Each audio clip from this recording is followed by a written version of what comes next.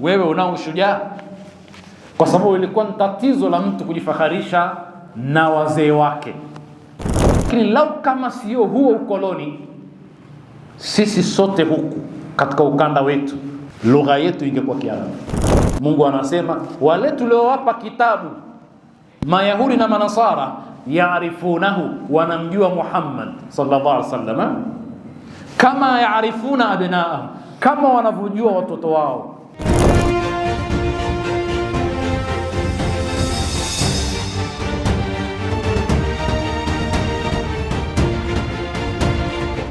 أعوذ بالله من الشيطان الرجيم.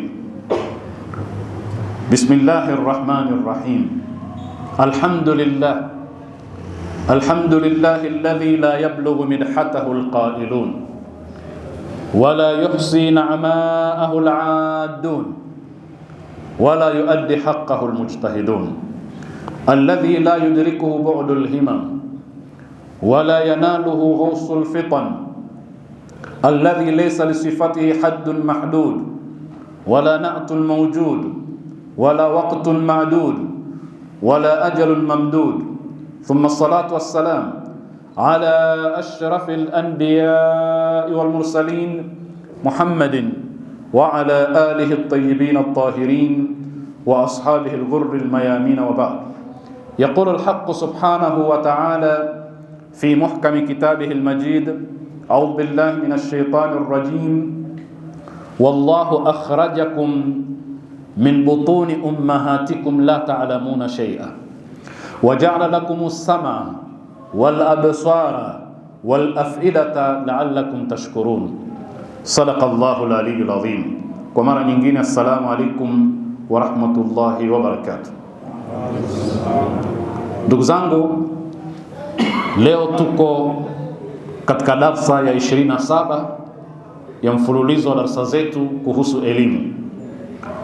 Na katika darsa yetu ya jana tulimaliza kuzungumza moja katika maneno yaliyokuwa ndani ya Qur'ani yanayoashiria elimu, na neno hilo ni maarifa. Waja'alnakum shu'uban wa qabaila litaarafu. Tukasema litaarafu ni neno linalotokana na maarifa, na maarifa ndiyo maarifa, yani knowledge. Ndio tukasema kufahamu mataifa na makabila mbalimbali sio mujarradi tu wa kuyajua kwamba hili ni kabila fulani na hili ni kabila fulani, lakini ni kujua khususiyatihi wa athari, yale mambo maalumu yanayowatofautisha na wengine, lakini na zile athari za wao kuwa vile walivyokuwa: kabila, lugha, utamaduni, mila, desturi.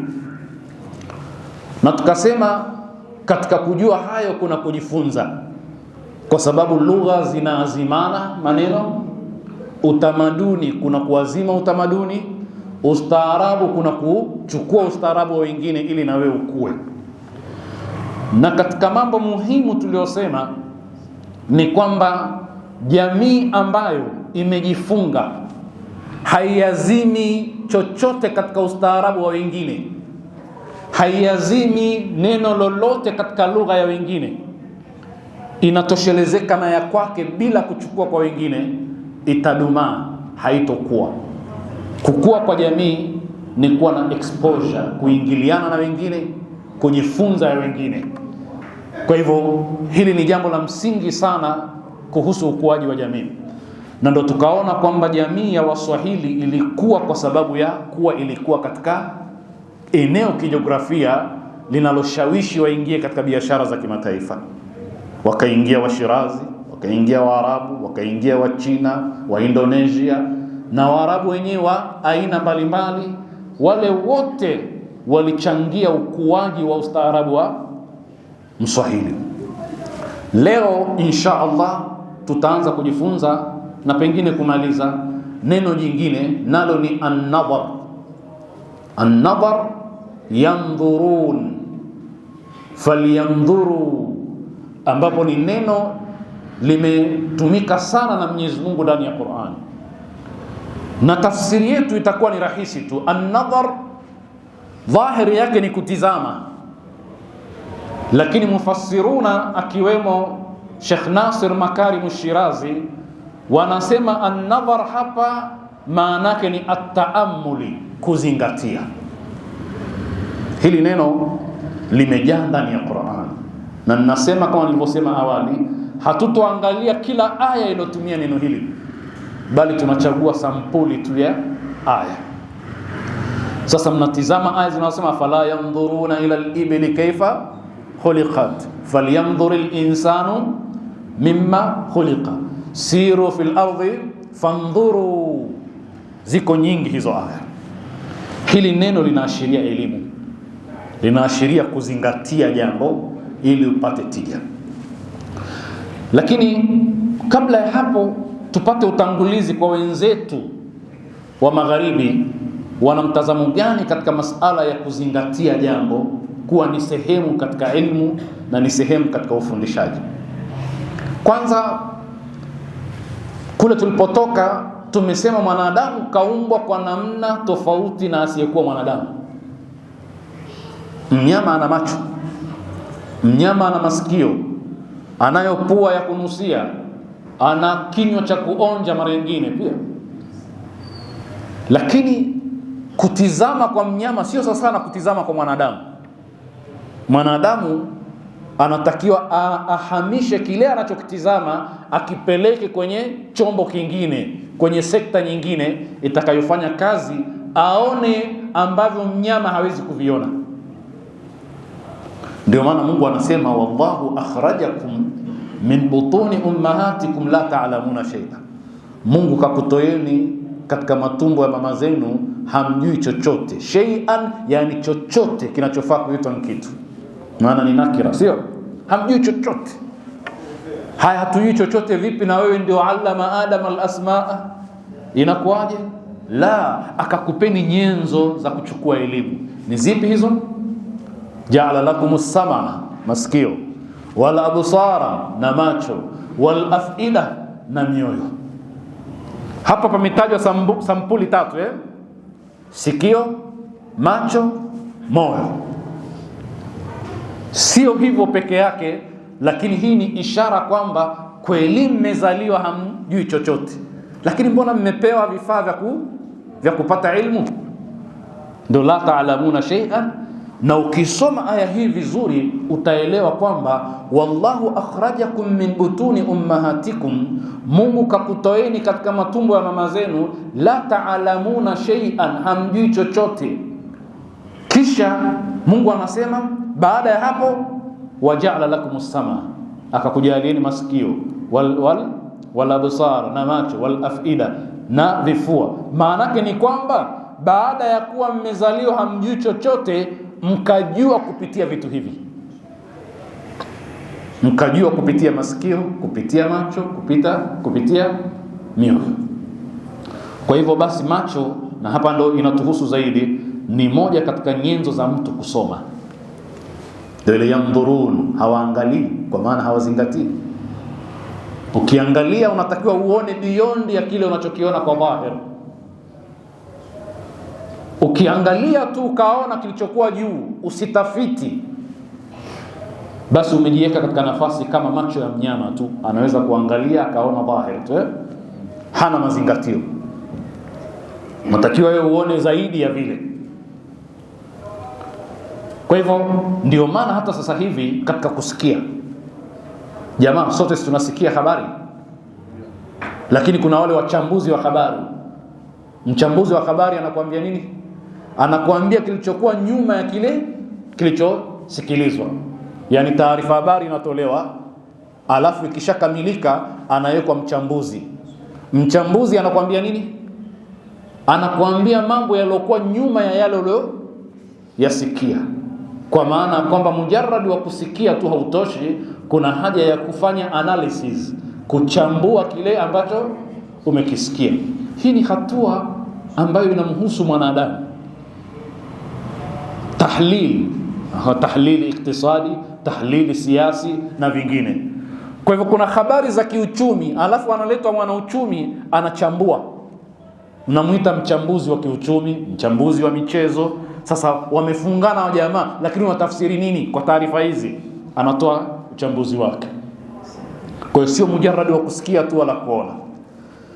Sasa neno an-nadhar Kiingereza chake tunasema nini? Observation. Mara nyingine watu wakisikia neno la Kiingereza ndo wanaelewa, kwa sababu wametumia neno observation katika sayansi, sio? Lakini observation ya nini? Observation ya nature. Yani Mungu anatutaka hii nature, hii maumbile asilia, tufanye nini? Observation. Yani tuyatizame kwa kuzingatia ili tupate ilmu na maarifa. Sasa katika hilo kuna nadharia. Kuna bwana mmoja anaitwa Albert Bandura, tumemtaja huko nyuma. Yeye katika kusomesha na elimu, Bandura yeye ana nadharia inaitwa social learning theory. Social learning theory. Nadharia hii tunaweza tukasema kwamba ni nadharia ya kujifunza kijamii. Chini ya nadharia hiyo kuna kifungu kingine kinaitwa learning by observation, kujifunza kwa kuzingatia, kwa kutazama, learning by observation. Huyu Bandura ni mwaka wa 1925, maana yake ni karne iliyopita tu, sio? Kwa hivyo ni wajuzi, kwa lugha nyingine miaka 100 tu iliyopita, Albert Bandura. Sasa yeye ni Mkanada, lakini alifanya kazi katika Stanford University mpaka akafa Marekani. Yeye anazungumza kuhusu usomeshaji. Nimesema huku nyuma kwamba kuna elimu alafu kuna usomeshaji, kuna ufundishaji. Na tajriba zao ni vitu vya ajabu vidogo vidogo tu, ni kama yule Pavlov alofanya kwenye mbwa na yule mwingine alofanya kwenye panya na njiwa, sio? Sasa yeye alifanya nini? Nadharia yake ilikuwa inahusu mdoli ambaye anafahamika kwa jina Bobo Doll. Bobo ni jina la kampuni. Huyu mdoli ni aina fulani ya mdoli aliyotengenezwa kwa plastiki na mpira, kiasi kwamba ukimfanyia vurugu ukamwangusha chini, ule mwili wake unasimama tena, sio? Sasa nadharia yake ni kwamba ni vitu vidogo vidogo tu, vituko. Aliwafungia watoto katika chumba, na huyu Doli alikuwepo, mdoli huyu alikuwepo. Kisha yeye akawa anampiga sana yule mdoli, akianguka yule mdoli ananyanyuka namna alivyotengenezwa, kisha yeye anaendelea kumpiga. Alafu wale watoto wako pale wanatizama. Kisha baada ya muda akawaacha wale watoto peke yao na yule mdoli. Kilichotokea sasa katika michezo wale watoto na wao wakawa wanampiga sana yule mdoli. Yeye nadhari yake ni kwamba watoto wamesoma kwa kutazama. Ndio hiyo learning by observation. Na hii nadharia inajulikana kama ni sehemu ya nadharia ya social learning theory. Na mwenyewe nani? Albert Bandura, Mkanada. Sasa hii inahusu ufundishaji. Na ina maana sana kwamba wazazi mkikaa mahala, vile mnavyovifanya watoto wanavichukua, watavitekeleza katika maisha yao. Tumewahi kusema kwamba usidhani wewe kutoka nyumbani mkeo akakubusu mkono na wewe ukambusu mkono, alafu mara nyingine akakurekebisha kanzu au shati, alafu akakuaga ukaondoka, na ukirudi anakupokea vile vile. Usidhani kwamba ni sinema ndogo kwa watoto. Kwanza wanajifunza, wazazi wanapendana.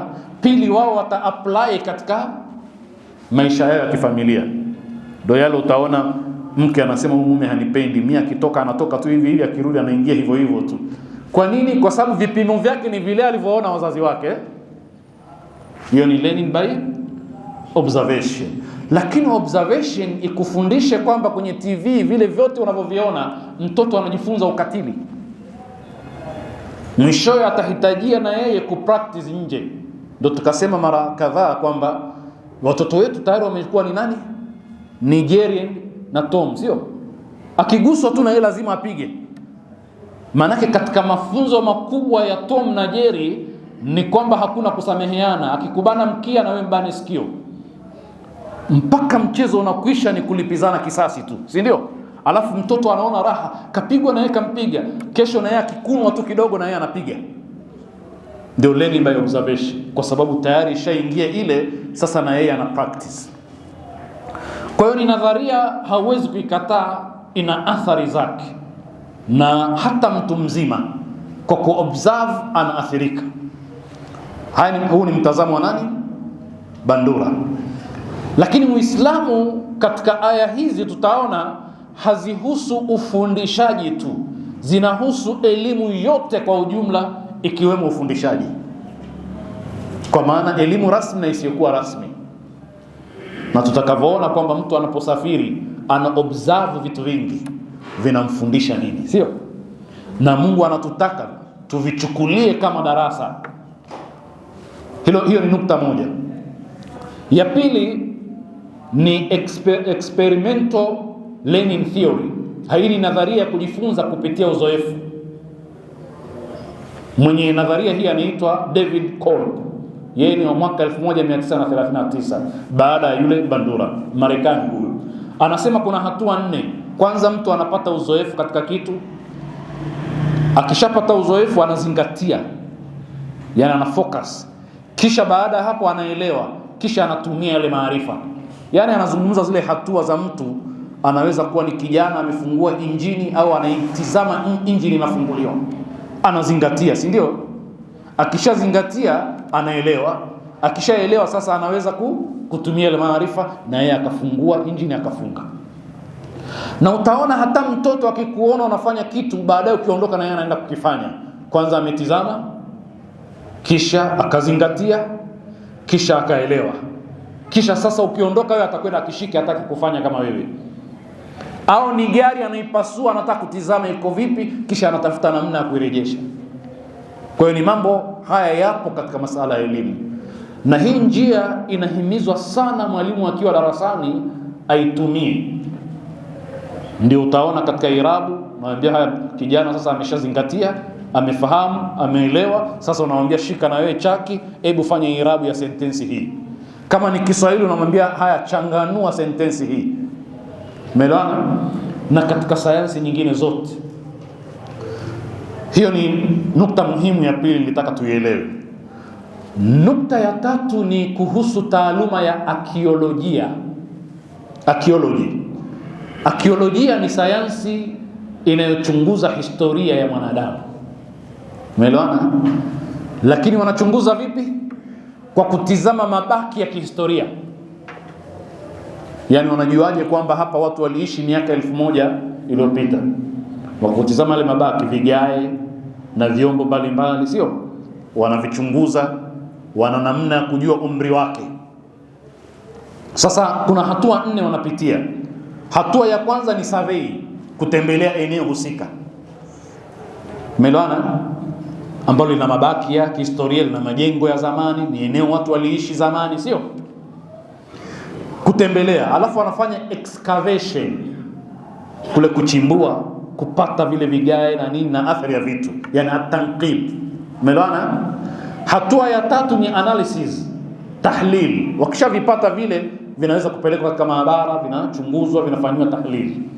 Alafu hatua ya mwisho ni interpretation, inatafsiriwa sasa kwamba hiki kinatafsiri maisha yalikuwa hivi kwa umri huu na huu na huu. Hiyo ndio arkeolojia, elimu inayochunguza historia ya mwanadamu. Mpaka hapo nadhani tuko sawa sawa.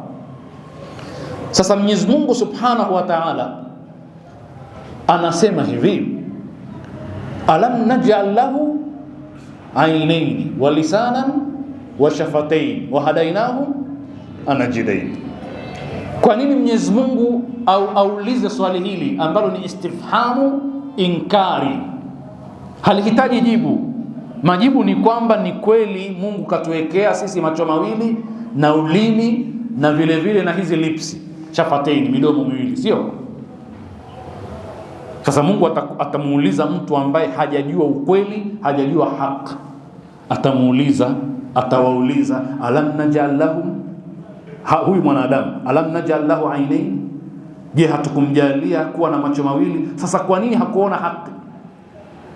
Lakini kwa nini haulizi mnyama hilo? Ni kwa sababu macho mawili kwa mwanadamu sio ya kuonea tu. ni ya kuona ili azingatie, akishazingatia ajue ukweli wa jambo. Ndio maana ataulizwa, tukujalia wewe kuwa na macho mawili, haya kwa nini hukutizamia wewe haki? Na ndio utaona aya nyingi kwa wale wanaosoma Qur'ani, afala tubsirun, afala yubsirun, je hamuoni? Yani mtu anaweza kutizama lakini haoni, sio? Kwa maana ya kwamba kinachotakiwa kuona hajakiona, na tumesema anatakiwa aone beyond ya vile. Niwapeni mfano, wengi katika sisi tumepitia mambo hayo. Kwa mfano, tukisoma katika shule zetu tumesoma fasihi. Fasihi ni literature, sio? Unapewa masimulizi ya riwaya au tamthilia, sio? Kisha baada ya pale kuna kitu kinachoitwa uhakiki. Uhakiki wa fasihi maana yake nini? Kwamba umeona vitu gani wewe katika masimulizi yale. Nimeona kuna jeuri, nimeona kuna hivi. Na usidhani lazima iwe riwaya tu, inaweza ikawa ni ngano au vikao ni vile vinavyoitwa visasili. Mnavijua visasili? Visasili ni vile visa vya masimulizi mafupi ambavyo vinataja asili ya maumbo ya wanyama. Mnavikumbuka? Hapo zamani za kale palikuwa na kadha, na huyu kwa sungura kadha kadha, na ndio maana sungura akawa na mkia mfupi mpaka sasa hivi. Tumeelewana? Yani lile tukio lilotokea ndio likamfanya sungura awe na mkia mfupi. Hivi vinaitwa visasili, visa ambavyo vinataja sababu ya maumbo ya wanyama. Alafu mwishowe kuna tahkiki. Tahkiki ni nini? Tunajifunza nini katika Kiswahili? Tusiwe na tamaa kama fisi. Sasa ile tahkiki haikusemwa pale katika masimulizi. Pamezungumzwa tu kwamba fisi alikuwa akimwandama mwanadamu, akiona mkono wake utaanguka, akaenda mpaka akapatwa na balaa fulani. Lakini tahlili yako ndio imesema kwamba tunatakiwa tusiwe na tamaa kama fisi. Sasa kile ulichokitoa umekiona kwa kuzingatia, hiyo ndio an-nadhari inayotakiwa, kwamba usioni yaliokuwa dhahiri, ona yaliokuwa nyuma ya ukuta. Wengine wanasema kuisoma barua ikiwa ndani ya bahasha, sio? Unatakiwa uisome barua ikiwa ndani ya bahasha, ujue kuna nini kule ndani. Kwa hivyo, alam naj'al lahu aynaini, mwanadamu ataulizwa kwamba je, hatukumjalia macho mawili kwayo akaona, akazingatia, akajua ukweli? Chukule mfano, aliyegundua gravitation. Gravitation ni ile nguvu ya mvuto, kwamba sisi ukirusha kitu juu kinashuka chini, sio? Tuko pamoja jamaa? Ni nani yule anaitwa, jina lake? Anaitwa nani jamaa? Aliyegundua kwamba kuna mvuto fulani inaitwa gravitation, kwamba hata ukirusha kitu juu lazima kishuke chini. Isaac Newton. Na kuuliza, yeye hakuweka gravitation, sio? Amegundua. Lakini aligundua katika nini? Katika hali gani? Kisa chake kinafahamika, sio? Amekaa kwenye mti, tufaha tunda likaanguka, sio? Mimi na wewe tukaifanyaje? Hatua ya kwanza mkulila, si ndio? Lakini yeye akajiuliza kwamba kwa nini hili tunda lije chini. Unajua ni vitu vya kawaida tunavyoishi navyo, lakini Mungu anatutaka tuzingatie. Si hatutaki kuzingatia. Wewe unaona mvua lazima ishuke tu. Inashuka kwa vigezo gani? Mimi kinyanyua mguu na urudisha chini. Kwa nini nikinyanyua siwezi kupaa nao? Mbona ndege anapaa, sio? Sasa yeye kafikiria, kwa maana kazingatia. Kwa nini hili tunda limekuja chini halikwenda juu? Wewe kwako kuja chini ni kawaida, lakini kwake akazingatia, akagundua kuna mvuto, unavuta chini vitu. Kwa hiyo anajulikana leo hii duniani kwa kugundua kitu ambacho mimi na wewe tunakiishi kila siku, tunakiona kila siku, lakini hatukigundui. Hiyo ndiyo dawa ya Mungu kwetu sisi. Afala yanzuruna, anatutaka tufanye hivyo. Sasa Mungu anasema katika surati At-Tariq, aya mnayoijua, falyanzuril insanu mimma khuliqa. Haya, na atizame mwanadamu ameumbwa kutokana na nini. Aya nyingi za Qur'an zimesema ameumbwa kutokana na nini, lakini hata hapa amesema khuliqa min ma'in dafiq, ameumbwa na maji yenye kuchupa, sio? Katafute kwa nini yanachupa, sio? Yani kwa nini yanatoka kwa nguvu? Yangekuwa hayatoki kwa nguvu ingeleta athari gani, sio? Yakhruju min baini sulbi wat tara'ib, yanatoka baina ya as-sulbi na tara'ib, mgongo wa mwanaume, kifua cha mwanamke. Sasa utaanza majina, kuna buwaidha, sijui hayawanat manawia, kuna mayai yanayotoka kwa mwanamke, kuna viini hai vinavyotoka kwa mwanaume, sperm racing. Mungu kakudokezea. Baada ya pale ni gari lilosukuma na liende sasa, ukasome vizuri ni vitu gani vinavyotoka kwa mwanaume na mwanamke vinakwenda kutunga mimba. Hii ni biolojia, sio? Na ni katika natural sciences. Lakini Mungu aliposema falyanzuril insanu, maana yake akatizame namna sperm zinatoka, akatizame namna hapana, achunguze, ajue sayansi iliyoko ndani katika biolojia hiyo. Na ndio leo hii watu wamekwenda mbele mpaka wamejua na wanaendelea kujifunza kila siku kwamba zile sperm zinabeba nini, na vile viini vinaweza kuwa hai kwa muda gani, na vinakutana vipi na mayai ya mwanamke, mimba inatungwa vipi, inakuwa vipi, yale marahili yote. Sasa hapo ni katika elimu. Nadhara falyanzur al-insanu mimma khuliq afala yanzuruna. Aya nyingine nyingi umeelewana. Kwa hiyo Mwenyezi Mungu Subhanahu wa Ta'ala anatuhimiza kwamba tutizame tumeumbwa kutokana na nini, khuliqa min ma'in dafiqin yakhruju min bayni sulbi wat tara'ib. Lakini vile vile anasema falyanzuril insanu ila ta'ami, sio ikiwekwa chakula kiwekwa mezani tu unakula. Ni kweli wewe umekwenda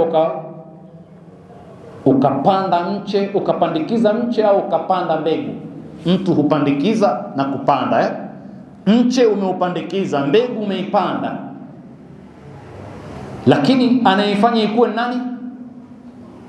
Afara'aytum ma tahruthun. Mungu anasema mnaona mnavyolima hivyo, a antum tazra'unahu am nahnu? Anayevifanya viote vikue ni sisi au nyie? Katika sura al-Waqi'a. Kwa hivyo wewe unakwenda unatia tu, alafu vingine unamwachia nani? Mungu. Ukija asubuhi na imetoka haijatoka, tayari zimechipua, sio? Zinakuwa. A antum tazra'unahu am nahnu az-zari'un. Anayefanya ikue nani? Ni Mungu. Lakini Mungu anakuambia hivi, falyanzuril insanu ila na azingatie mwanadamu chakula chake. Kwa lugha nyingine, kuzingatia ni kufanya bahthi, ni kufanya research, kufanya utafiti. Kile chakula kimetoka wapi? Anna sababna almaa, tumekimwagilia maji. Thumma shaqaqna al-ardha, tukaipasua ardhi. Melana anakutajia marahili ya kukua kwa mmea. Ardhi ilipasuka, sio? Ilipopasuka mmea ukaota. Kwa hiyo lazima ardhi ipasuke, kama ambavyo mwanamama akijifungua mara nyingine lazima apasuke, sio? Kupasuliwa, lakini kuna al-makhadu, uchungu ule wa mimba, ardhi lazima ipasuke, ilipasuke, alafu patoke kiumbe kipya, sio? Sasa falyanzuril insanu ila asome, maana yake lazima hiyo ni agriculture, sio? Haya ni majina yetu sasa hivi, na watu wanajifunza kilimo, wanajifunza tabia ya ardhi, wanajifunza sifa na tabia ya mimea mbalimbali, si ndio? Hao ni wataalamu, wana degree zao, lakini wanatekeleza aya falyanzuril insanu ila ta'amihi, chakula chake aangalie kinatoka wapi mpaka kinafikia kinaweza kuwasilishwa mezani akala, ajifunze hilo. Lakini katika mambo ya kihistoria, acha ya kihistoria, huyu ni binadamu ya wanyama. Afala yanzuruna ila al-ibli kaifa khuliqat, je hawatizami ngamia ameumbwaje?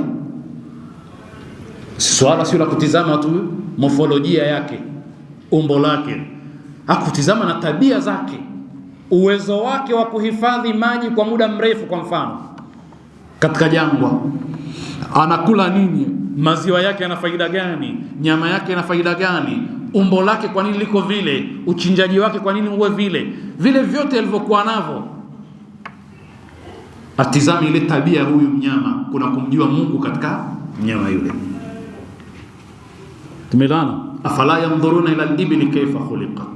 Na hapa kuna namna ya kulaumu. Je, na hawazingatii hawa huyu ngamia kaumbwaje? Na Mungu akisema ngamia ni kwa sababu ndio mnyama aliyekuwa sana katika jamii yao. Sasa wewe usikae tu na ngamia ukamwacha na kondoo na ng'ombe na wengine. Wanyama wote zingatia. Lakini pamesema yule mnyama ambaye wanaishi naye kila mara. Sasa wale ambao wanaishi na punda, jamii nyingine punda wengi, atizame punda namna alivyoumbwa, tabia yake, sifa zake, uwezo wake wa kubeba mizigo na sifa nyingine. Mungu anatutaka tufanyeje? Tuzingatie. Lakini amesema kaifa, namna gani, watizame namna gani. Kwa hivyo ni kaifia, namna alivyoumbwa. Lakini wa ila samai kaifa rufi'at, na namna gani mbingu imenyanyuliwa kama unavyoiona. Lakini vile vile wa ila aljibali kaifa nusibat, namna ambavyo milima imewekwa. Aya nyingine inasema waljibala autada, majabali yamefanya kama vigingi. Wanasema jabali hili asilimia kubwa iko chini, yani ni kama msumari uliopigwa ili uwe imara. Kwa hiyo jabali alianzi juu, jabali linaanza chini, kama vile shina la jino linaanza chini, sio ndio litokeze nje. Lakini faida ya milima kutengeneza tawazun, ndio waljibala autada. Haya, kajifunze mambo yote ambayo ni faida zinazotokana na kuwepo kwa milima, na namna Mungu alivyoigawanya hii milima, huku akaweka mingi, huku michache, na akaipa maumbo tofauti tofauti. Lakini katika mambo ya kihistoria ndio hiyo tunaosema arkeolojia, kutizama athari na mabaki ya binadamu alafu kujua historia ya mwanadamu. Ziko aya nyingi sana mnazifahamu, zimetumia neno nadhar. Afalam yasiru fil ardi, je hawatembei katika ardhi? Kwa nini hawakutembea katika ardhi? Kwa nini hawatembei katika ardhi? Kwa nini ya Rabbi? Fayanzuru kaifa kana aqibatu alladhina min qablihim, ili wazingatie waone matokeo mabaya ya wale waliokuwa kabla yao wakakanusha. Yani kuna watu waliangamizwa, sio? Ashabul ukhdudi na wengine. Kwa nini hawatembei wakazingatia, wakaona athar? Ndio archaeology ni inaitwa ilmul athari katika lugha ya Kiarabu, kusoma athari na mabaki ya maisha ya mwanadamu alafu ujue aliishi vipi. Hiyo si ilmu, hiyo si historia. Yani yule nabii aliyopita katika mji ameona mji umekwisha, magofu yamebaki, anasema anna yuhi hadhihi Allahu ba'da mautiha. Watu waliishi pale, Mungu atafufuaje haya baada ya kuwa yamekufa? Faamatahu Allahu 100 ami. Zile ni athari, sio? Na hapa ndio kuna umuhimu kwa wale Waislamu wenzetu ambao zile athari za kihistoria wanaziua. Kuna maana ya kuiona nyumba aloishi mtume kwa aya hii. Kuna maana ya kuona hata wale walioishi maisha ya kumkanusha Mungu, kwa sababu kuna somo katika hilo. Tumeelewana? Matalibani waliposhika baadhi ya maeneo walivunja masanamu ya watu waliokaa miaka nenda rudi. Wanasema sanamu livunjwa tu, lakini linakufundisha watu waliishi vipi, waliabudu vipi, sio? Leo mimi nikienda nikaambiwa hii ndio nyumba ya Saidina Ali, hapa ndipo alipokaa, hapa ndipo walipokaa watoto wake, hapa ndio chumba chake, hiki ndio kisima chake, sio? Na distance baina ya hapa ndio na pale ndio msikitini, na muelewa zaidi, sio? Kama vile namuona huyu Imam Ali, sio? Unapoambiwa kwamba hivi ndio viatu vya mtume vilivyobaki, ndugu yangu, havikuathiri kuona kanzu ya mtume iliyobaki ni hii, ukaitizama hivi. Sasa watu wamewekewa vitu hivi mpaka nywele za mtume Alafu kuna watu wanasema hapana, haitakiwi, ni shirki, vitu hivi vifutwe, viondoke. Lakini Mungu anatutaka zile athari tujifunze. Ndio leo utaona hata Saudia hakuna baadhi ya vitu, viko Uturuki, viko nchi fulani, kwa sababu wenye kujua thamani yake walivichukua walipokuwa wametawala wao, hawakurejesha kwa sababu wanajua thamani yake. Ndio utaona shirika kama la UNESCO leo hii. UNESCO ni shirika la kimataifa la Umoja wa Mataifa la mambo ya sayansi na mambo ya turathi na tamaduni za watu, UNESCO. Sasa utagundua kwamba kuna baadhi ya maeneo hawataki vitu fulani fulani vifutwe, na ni hatia mkivifuta. Leo ukienda katika mji kama Walamu, wanakataza watu kuingiza magari na mabajaji na mabodaboda, kwa sababu yanaharibu ile turathi ya maisha yao ya asili. Wanataka watu waendelee tu kuwa na punda wao. Mtu siku ya Ijumaa anavaa kanzu yake nzuri na kofia, anapanda punda, anakwenda msikitini. Na ni maisha ya kawaida, si? Salamu alaykum jamaa, alaykum salaam, anapita na punda wake mtaani. Kitu cha kawaida kwao, sio? Lakini maisha haya wakiyatafuta kwenye jamii nyingine hawayaoni. Kwa hiyo wameleta pale, kwa watu waliofika wanajua, wameleta pale mpaka hospitali ya punda kuhakikisha punda waendelee kuwepo, kulinda ile turathi, sio? Haya, nyinyi mnavunja vya kwenu, hamtaki vikae, wakati ambapo kuna ilmu katika kuendelea kuwepo. Mtu anajifunza. Yani mtu Al-Kaaba iko vile ilivyokuwa sasa hivi, ukienda machozi yanakutoka. Haya, ungeona vitu katika uhalisia wake, ukaona namna zile athari zikabaki za jengo lile la Al-Kaaba vile lilivyokuwa, nyumba ya Mtume, kaambiwa hapa ndipo Mtume alipoishi, sio? Lazima uathirike, sio? Unamuona zaidi Mtume. Si tunahadithiwa kila siku vita vya Badr, vita vya Uhud, lakini nenda ukaonyeshwa hapa ndipo watu walipopigana katika milima ya Uhud, ndio hii. Utaelewa zaidi na utaathirika zaidi, sio? Haya, huyo Firauni unahadithiwa habari zake, ukienda ukaona alikuwa hapa, aliishi hivi, kasri yake ilikuwa hivi, huathiriki. Anasema Firauni bwana alikuwa kafiri na alimkanusha Mungu, kuna haja gani? La, kuna ilmu. La, kama hakuna ilmu Mungu asingesimulia habari zake. Sasa ndio hayo Mungu anasema, afalam yasiru fil ardh, je hawatembei katika ardhi waone akiba, matokeo mabaya ya nani? Ya watu ambao walikanusha alafu wakaadhibiwa.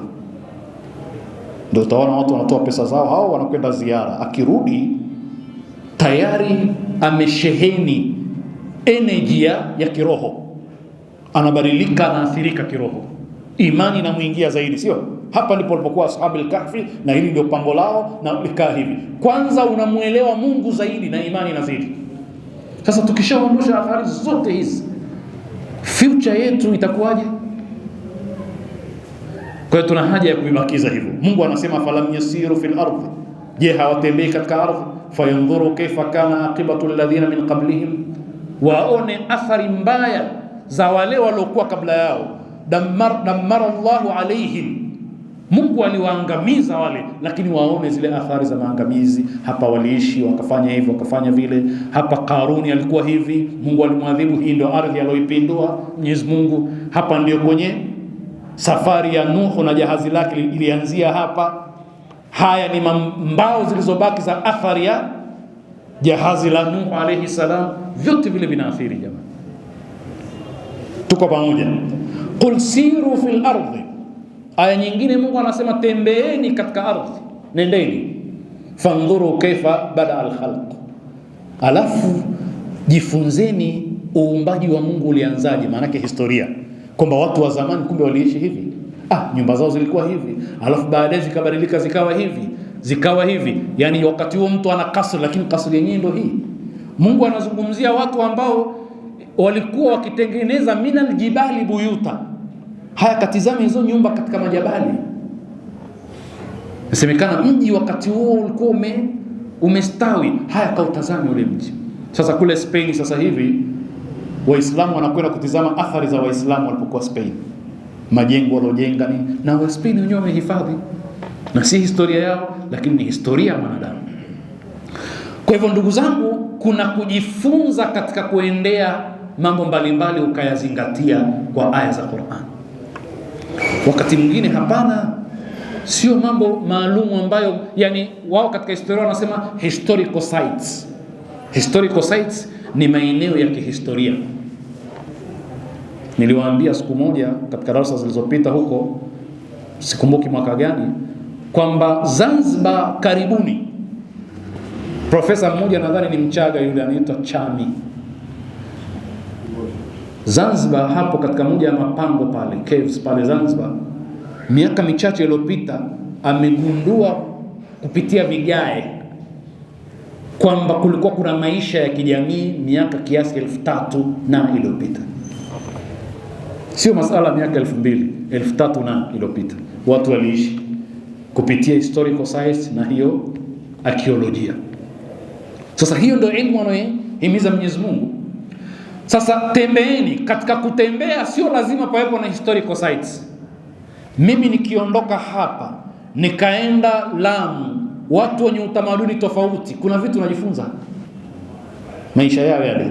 Nikitoka hapa nikaenda Urangini, Unyaturuni, vyakula vyao, maisha yao, salamu zao kijijini pale, kuna vitu vya kujifunza. Unajua mpaka leo hii Kondoa zile tabia tuliziacha huku bado zipo, kwamba ikiwa Ramadhani imeingia magharibi, mimi niko mtaani napita na aliko futari. Futari yenyewe ni mihogo na viazi, lakini ndio futari iliyokuepo, sio? Na unaidharau, lakini ndio yenye afya. Bado mtu mnyonge anakualika njoo tule, hujifunzi. Wewe unaishi maisha ya mjini. Kwa hivyo katika kutembea kuna kuona mambo mapya ukajifunza. Sasa hivi ukipanda ndege, ukiwa angani tu, yale mandhari unayotazama chini na mbele ni darasa tosha, sio? Lakini pale pale katika ndege kuna wanakunywa pombe, wengine wanafanya vituko vyao, kila sampuli ya vituko, yeye kama vile amepewa guarantee na Mungu kwamba atarudi duniani salama huko chini, sio? Lakini kama uko makini unatizama umbo la Mungu namna alivyoumba, sio? Ukitizama chini, ukitizama kule, unamuona Mungu. Na ndicho ambacho Mwenyezi Mungu Subhanahu wa Ta'ala anatutaka tukielewe. Tumeelewana? Sasa ndege ikiwa kasi kule juu, watu wanatembea kawaida, naingia msalani, toilet kawaida, hakuna kutikisika, na ujue dunia inazunguka kwa kasi kubwa kuliko mwendo ule, na sisi tunatembea kawaida pia. Kwa nini hatusikii? Hakuna makorongo, sio? Nazunguka vizuri. Kwa hiyo hakuna anayehisi kwamba hii dunia inasafiri kwa mwendo kasi sana. Lakini sisi tuko sawa sawa. Pakitokea mtikisiko wa ndani tu kidogo hivi, tetemeko, watu hatuna amani. Hapa likitokea sasa hivi hakuna atakayeaga kwenye darasa. Ni kweli si kweli? Lakini mdogo tu. Kwa nini hujifunzi? Ukaona kwamba sisi tumebebwa na nani hapa? Tukitingishwa kidogo tu hivi kila mmoja anapata wahaka. Ukishazingatia utamjua Mwenyezi Mungu Subhanahu wa Ta'ala. Kwa hivyo neno tulojifunza ni nadhara, yanzuru, falyanzur, afala yanzuruna, kwa maana ya kuzingatia na kutaamali katika viumbe vya Mwenyezi Mungu Subhanahu wa Ta'ala, ili uweze kugundua kuna nini nyuma yake, zile kanuni zilizokuwepo, na hatimaye umuone Mungu, ikiwa ni lengo la kwanza la sisi kusoma elimu. Tukomea hapa. Nasallallahu al-auna wa tawfiq lima yuhibbu wa yardah, innahu waliyyu at-tawfiq wa bihi nasta'in, walhamdulillahi rabbil alamin.